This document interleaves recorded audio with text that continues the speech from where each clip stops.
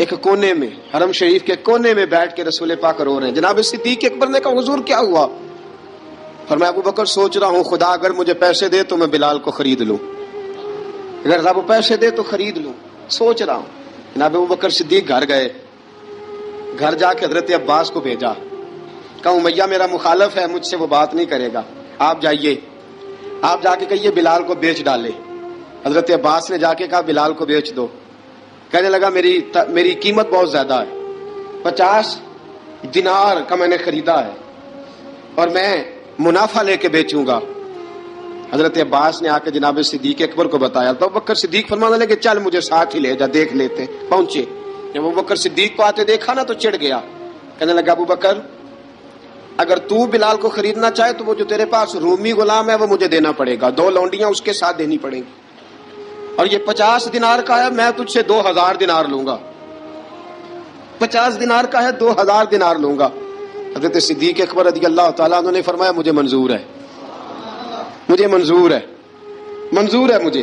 تو ابو بکر صدیق نے وہ تینوں غیر مسلم غلام لیے، 2000 دینار لیے.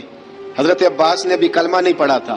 کہنے لگے ابو بکر تو کامیاب تاجر ہے، کیا کرنے لگے ہو؟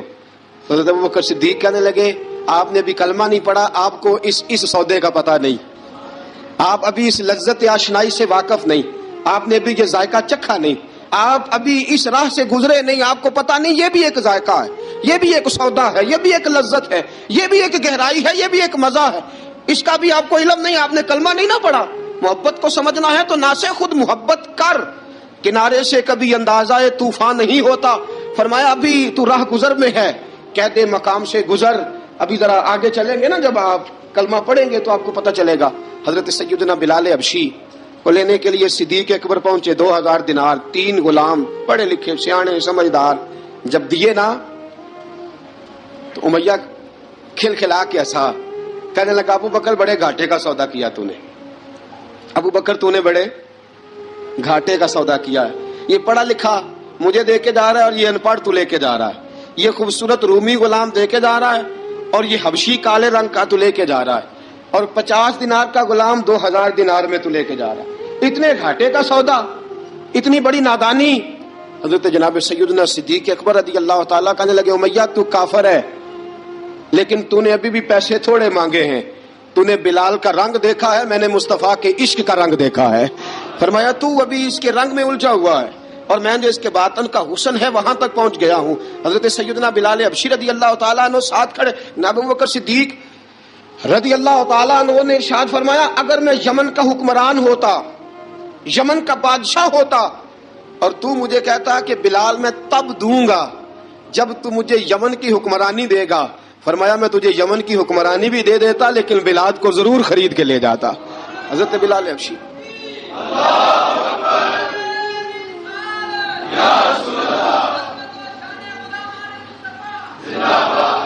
جناب سیدنا بلال حبشی. حضرت سیدنا ابو بکر صدیق فرماتے ہیں جب میں بلال کو لینے گیا تو حال پتہ کیا تھا؟ ادھر دیکھیے گا. فرماتے ہیں کہ ٹانگیں اوپر کر کے نا، جس طرح آدمی رکوع میں بیٹھتا ہے اس طرح کر کے نا ٹانگیں، اور سر پھر زمین کو لگا کے اس طرح سجدے میں آپ جاتے ہیں، لیکن بالکل ٹانگوں کے ساتھ سر رکھ کے. فرماتے ہیں 4 بھاری چکیاں ریت پہ حضرت بلال تھے، ان کے اوپر چکیاں رکھی ہوئی تھی، اور فرماتے ہیں حضرت بلال تھوڑی تھوڑی حرکت کرتے تھے تو وہ چکیاں جسم کے ساتھ لگتی تھی نا، پارٹ ان کے. فرماتے ہیں زخم بن گئے تھے، خون نکلتا تھا. فرماتے ہیں میں نے وہاں سے جا کے حضرت بلال کو نکالا، پیسے دیے، لے کے آیا تو جناب بلال کہنے لگے جلدی جلدی چلو حضور کے پاس، ذرا جلدی جلدی چلو در مصطفیٰ پہ جلدی کرو. تو جناب سیدنا بلال حبشی رضی اللہ تعالیٰ عنہ کے جواب میں حضرت ابوبکر صدیق کہنے لگے بلال جلدی نہ کر، جب میں آیا تھا تو حضور تیرے لیے آنسو بہا رہے تھے، اگر تجھے اس حالت میں زخمی دیکھیں گے تو میرے مصطفیٰ کو اور زیادہ رونا پڑے گا. تو میرے ساتھ گھر چل، میں تجھے کپڑے پہناتا ہوں، میں تیرے زخموں پہ پٹی کرتا ہوں. حضرت ابوبکر صدیق مزاج شناسائے نبوت تھے نا، اور میں چل میرے ساتھ، میں ذرا تیری مرم پٹی کر لوں، میں ذرا تیرا منہ دھو ڈال لوں، میں ذرا تجھے کنگھی کر لوں، تو میرے ساتھ چل. جناب بلال فرماتے ہیں جب سے پیدا ہوا تب سے غلام تھا، کبھی کسی نے میرے کپڑوں کی فکر نہیں کی تھی، مجھے تو امیہ 4 دن روٹی نہیں دیتا تھا. فرماتے ہیں جب میں گیا ابوبکر کے ساتھ، ابوبکر صدیق نے ایک چٹائی بچھائی، सिद्दीक अकबर चटाई के ऊपर मेरे साथ बैठ गए। फरमाते अबू बकर ने तेल मंगाया, वो तेल मेरे जख्मों पे, अबू बकर सिद्दीक ने वो तेल मेरे सर पे, मेरी दाढ़ी पे, फरमाते हैं फिर कंघा किया। फिर अबू बकर सिद्दीक ने एक जोड़ा मंगाया, वो कपड़े मुझे पहनाए। अबू बकर सिद्दीक ने पगड़ी मंगवाई, वो पगड़ी खोल के मेरे सर पे बंधवाई। फरमाते हैं अबू बकर ने मुझे तैयार किया, फरमाया तू आज जा रहा है दरे रिसालत माप पे, दरे रिसालत माप पे। आज तू पहुंच रहा है हुजूर के दरवाजे पे, बन के जोगन मदीने नु जावांगी मैं, जो जो बीती नबी नु सुनावांगी मैं। हजरत जनाब सैयदना, और वो किसी शायर ने तो बड़ी शानदार बात की, उसने कहा बड़ी उम्मीद है सरकार कदमों में बुलाएंगे, करम की जब नजर होगी मदीने हम भी जाएंगे, अगर जाना मदीने में हुआ हम गम के मारों का, मकीने गुम्बदे खजरा को हाले दिल सुनाएंगे। हजरत बिलाल हबशी रदी, उनके दिल में बड़ी उमंग थी आज जाऊंगा दर रिसालत मुआब पे। मुल्ला रूमी लिखते हैं कि जनाब सैयदना सिद्दीक अकबर ने सजाया सवारा, जनाब बिलाल के आंसू रुकते ही नहीं। कहा बाप होता है जो खिदमतें करता है। मैंने आंख खोली तो बाप का साया तो मैंने देखा ही नहीं। और फरमाया माँ थी तो माँ जब भी मैं काम करके आता था तो मुझे देख के मेरी अम्मा बस रो दिया करती थी। 2-3 बहनें थी, और हजरत बिलाल फरमाने लगे उन बहनों को मैं देखता था तो वो मेरा हाल देख के रोती थी, और जब वो मुझे देखती थी तो मैं रो दिया करता था। फरमाया अबू बकर मैंने तो ये रंग ढंग देखे नहीं जो आज तू मुझे दिखा रहा है। जनाब सैयदना सिद्दीक अकबर रदी अल्लाह ताला अन्हु बना सवार के ना हजरत बिलाल का हाथ पकड़ के सीने पे रखा।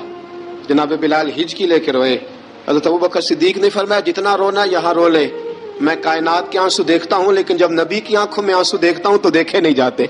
फरमाया यहाँ रो ले, हुजूर के दरवाजे पे जाके तेरी आंख में आंसू नहीं आना चाहिए, बहा जितने आंसू बहा सकता है। हजरत बिलाल हबशी भी रोए, जनाब सिद्दीक अकबर भी रोए।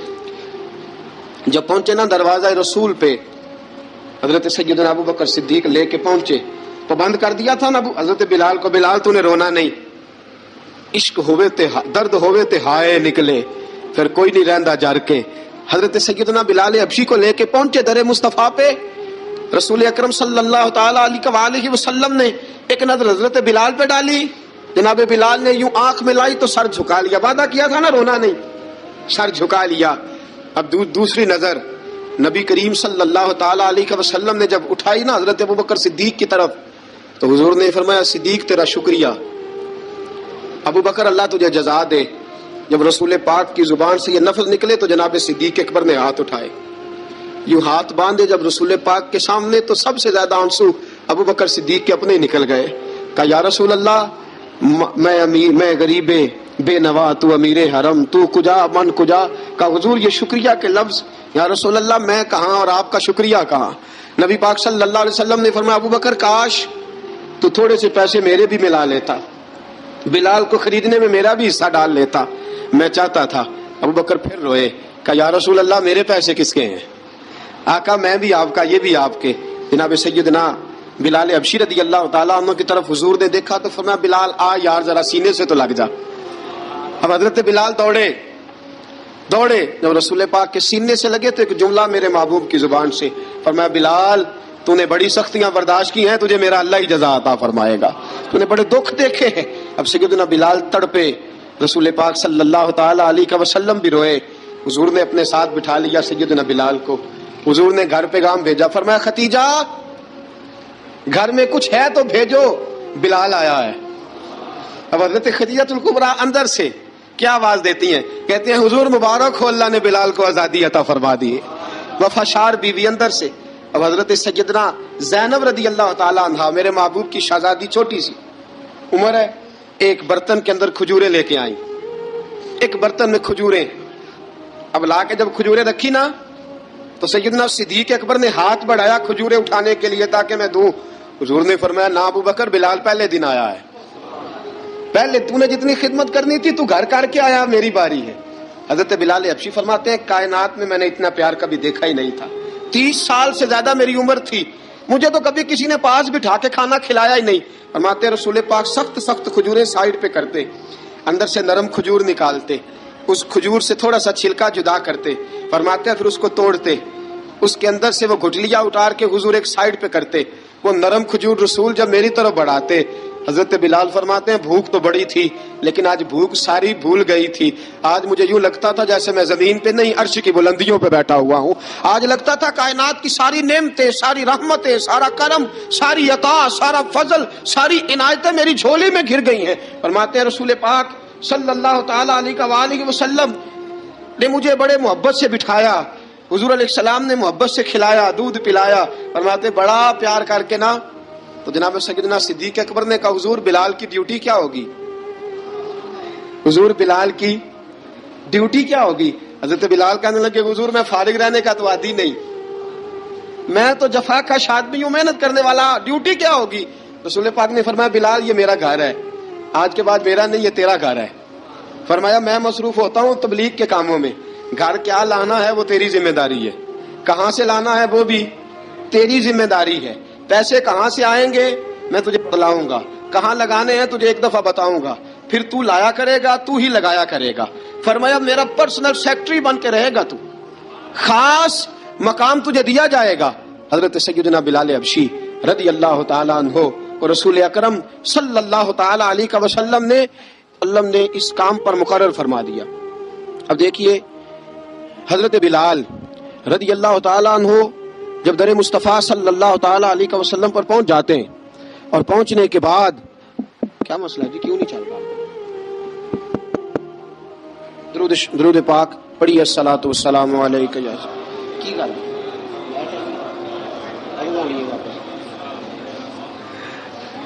میں یہ گزارش کر رہا تھا کہ حضرت بلال حبشی رضی اللہ تعالیٰ عنہ کو رسول پاک نے یہ ڈیوٹی عطا فرما دی.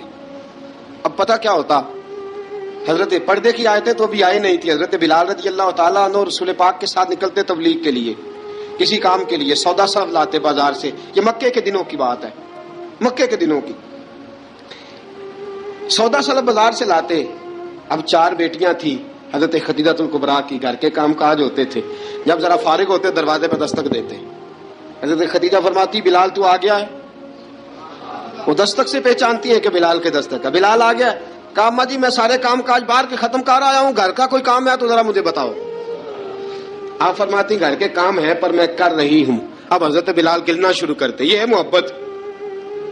آج اگر ہم کہیں خادم ہو بھی نہ تو بہانے ڈھونڈتے پھرتے ہیں فارغ ہونے کے.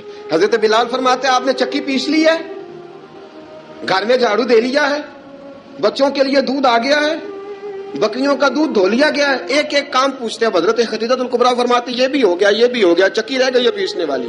فرماتے ذرا دروازہ کھول دو میں پیس ڈالتا ہوں. حضرت بلال گھر کی چکی پیستے، گھر کے کام کاج کرتے. ایک دن نہ دار ارقم میں رسول پاک تھے تو باہر سے کچھ شورش ہوئی. حضرت بلال حبشی کہنے لگے حضور ایک نیزہ نہیں منگوا دیتے مجھے؟ ایک نیزہ.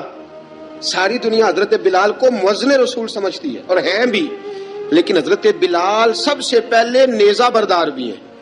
سب سے پہلے نبی پاک کی حفاظت کے لیے نیزہ جس شخص نے اٹھایا ہے، تلوار اٹھانے والے اور ہیں، جان قربان. نیزہ سب سے پہلے حضرت بلال. کہا حضور ایک نیزہ نہیں منگوا دیتے؟ بلال کیا کرنا ہے؟ کہا یا رسول اللہ یہ کافر ہلکی پھلکی شرارت کرتے رہتے ہیں، ذرا میرے ہاتھ میں نیزہ ہوگا نا تو قریب کوئی نہیں آئے گا. یہ کرتے رہتے ہیں نا ہلکی پھلکی شرارت، باز نہیں آتے. نیزہ دے دیں گے نا تو قریب کوئی نہیں آئے گا. اب رسول پاک نے نیزہ دے دیا، منگوا دیا. اب حضرت بلال کے ہاتھ میں نیزہ ہوتا، رسول پاک کے آگے آگے چلتے، آگے آگے آگے آگے. نبی کریم صلی اللہ تعالیٰ علیہ وآلہ وسلم دار ارقم میں جا کے تبلیغ کا کام شروع کرتے تو حضرت بلال دروازے پہ نیزہ لے کے کھڑے ہو جاتے. حضور نے فرمایا بلال تو ادھر کھڑا ہو گیا. یا رسول اللہ انشاءاللہ جب تک میں کھڑا ہوں اندر کوئی کافر آ نہیں سکتا، اندر کوئی نہیں آئے گا، میں محافظ بن کے کھڑا ہوں. حضرت بلال حبشی رضی اللہ تعالیٰ عنہ نے ہمیشہ، اور یہ نیزہ ہمیشہ پاس رکھا، بدر میں بھی، احد میں بھی، تبوک میں بھی، یرموک میں بھی، خندق میں بھی. جب نبی پاک نماز پڑھانے کے لیے کھڑے ہوتے تو حضرت بلال نیزہ نبی پاک کے آگے گاڑ دیتے. یہ سترا بن گیا، اب کوئی آگے سے گزرے گا تو اسے تکلیف نہیں ہوگی، گناہ نہیں ہوگا. حضور کے آگے رکھ دیتے. حضرت بلال حبشی نے مکے کے 13 سال سابقون الاولون میں سے ہیں.